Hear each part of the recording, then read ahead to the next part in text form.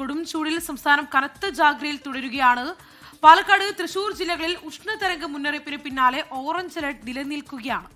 സംസ്ഥാനത്തെ ഉഷ്ണതരംഗ സാഹചര്യം ചർച്ച ചെയ്യാൻ മുഖ്യമന്ത്രി വിളിച്ച ഉന്നതതല യോഗം ഇന്ന് നടക്കും. അജ്മൽ ദിറാർ തിരുവനന്തപുരത്ത് നിന്ന് ചേരും. അജ്മൽ, ഈ കനത്ത ചൂട് ഇത് എത്ര ദിവസത്തേക്ക് കൂടി തുടരുമെന്നുള്ളതാണ് സൂചന. നിലവിൽ മുഖ്യമന്ത്രിയുടെ നേതൃത്വത്തിൽ ഉന്നതതല യോഗം വിളിച്ചിട്ടുണ്ട്. ആ യോഗത്തിന്റെ വിവരങ്ങൾ എന്തൊക്കെയാണ്?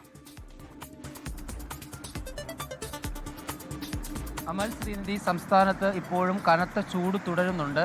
ഈ പാലക്കാട്, തൃശൂർ ജില്ലകളിൽ ഇപ്പോഴും ഓറഞ്ച് അലർട്ട് നിലനിൽക്കുന്നുണ്ട്. കാരണം ഈ രണ്ട് ജില്ലകളിലും ഉഷ്ണതരംഗ സാധ്യതാ മുന്നറിയിപ്പ് കേന്ദ്ര കാലാവസ്ഥാ വകുപ്പ് പ്രഖ്യാപിച്ചിട്ടുണ്ട്.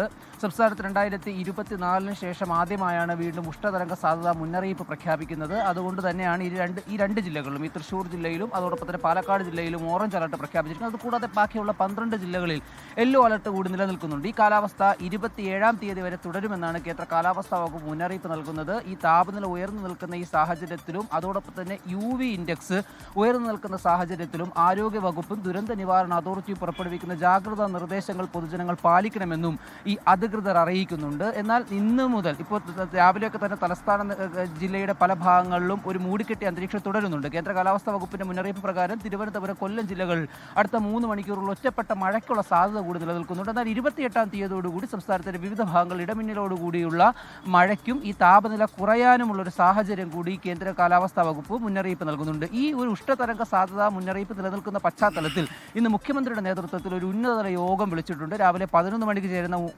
ഉന്നതതല യോഗം ഓൺലൈനായാണ് നടക്കുക. അതിൽ പ്രധാനപ്പെട്ട വകുപ്പ് മേധാവികളും അതോടൊപ്പം തന്നെ മന്ത്രിമാരടക്കമുള്ള സംഘം പങ്കെടുക്കും. നിലവിലുള്ള സ്വീകരിച്ചിട്ടുള്ള മുൻകരുതലുകളും ഇനി എന്തൊക്കെ മുൻകരുതലുകൾ ഈ വിഷയത്തിൽ സ്വീകരിക്കണമെന്നടക്കം ഈ ഉന്നതതല യോഗത്തിൽ ചർച്ചയാകും എന്നാണ് ഇപ്പോൾ അറിയാൻ കഴിയുന്നത്. അമർ, ശരി, എന്തായാലും ചൂടുണ്ടാക്കുന്ന പ്രശ്നങ്ങൾ ചില്ലറയല്ല. പ്രേക്ഷകരും മുന്നറിയിപ്പുകളും ജാഗ്രതാ നിർദ്ദേശങ്ങളും ഒക്കെ കൃത്യമായി പാലിക്കണം.